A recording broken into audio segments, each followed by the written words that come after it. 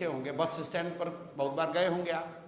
बस में बैठने के लिए आप मारामारी करते हैं। जैसे ही आप बस में बैठ जाते हैं, बस खुलने वाली है, तो जब आप बस में बैठना चाहते हैं तो आप चाहते हैं कंडक्टर को रोको रोको रोको, हमको बस में बैठना है। जैसे ही बस में आप बैठ गए, अब आप सोचते हैं कि बस खुल जाए, अब दूसरा कोई ना बैठे इसमें, और कंडक्टर है वो रोके रहता है, और आप और हम बस में बैठ के कहते हैं भाई कितना आदमी बैठा होगा, आगे बढ़ो, क्योंकि आपकी जगह मिल गई। आप चाहते हैं कि अब कोई दूसरा ना आए, मैं ही बस में आराम से 2 सीट लेकर हम ही बैठें। तो यही मानसिकता होती है आदमी की। जो लोग राजनीति के जरिए राजनीति कर रहे हैं वो आ गए जनसुराज में, वो चाहते हैं कि तरक्की तो हो लेकिन कंपटीशन ना हो, कोई दूसरा ना आए, कोई दूसरा दावेदार ना आए। ये तो भाई संभव नहीं है। जिस दिन अब आ रहे हैं मनीष कश्यप पे, आपने कहा मनीष कश्यप दागदार आदमी है। किस तरीके से दागदार हैं? कुछ लोगों ने कहा कि यूट्यूब पर उनके स्टेटमेंट हैं, तो भैया यूट्यूब पर तो नरेंद्र मोदी जी का स्टेटमेंट है। नरेंद्र मोदी का भाषण सुने थे ना लोकसभा में, उनको किसी ने कोई कार्रवाई किया?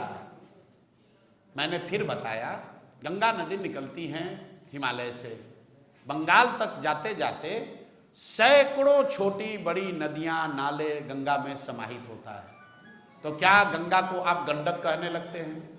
क्या कोसी के मिलने के बाद से गंगा को कोसी कहने लगते हैं? क्या जमुना के मिलने के बाद गंगा का रंग बदल जाता है? नहीं बदलता है। सब व्यक्ति, सारी नदियां, सारे नाले जो हैं वो गंगा में समाहित हो जाती है। तो जनसुराज इतनी बड़ी सोच है, इतना बड़ा परिवार है कि इसमें बहुत सारे लोग आएंगे और वो इसी में विलीन होकर इस स्वच्छ व्यवस्था का हिस्सा बनकर आगे बढ़ेंगे।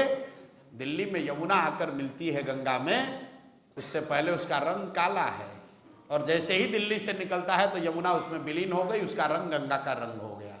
ठीक है, आप हरिद्वार जाएंगे तो गंगा का जो उद्भव है, 7 अलग अलग नदियां आती हैं, अलकनंदा है, भगीरथी है, अलग अलग नदियों के पानी का रंग अलग अलग है, लेकिन जब हरिद्वार में जब वो आती हैं नदियां, वो सब गंगा हो गई।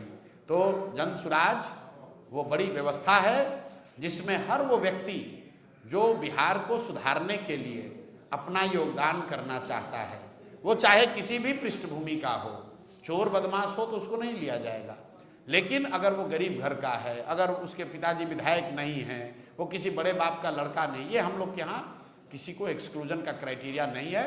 अगर कोई मार्ग से भटका हुआ व्यक्ति वापस आकर सही रास्ता पकड़ना चाहता है तो हम लोग की जिम्मेवारी है कि उसको सही रास्ता अपनाने में मदद की जाए, उसको छोड़ न दिया जाए।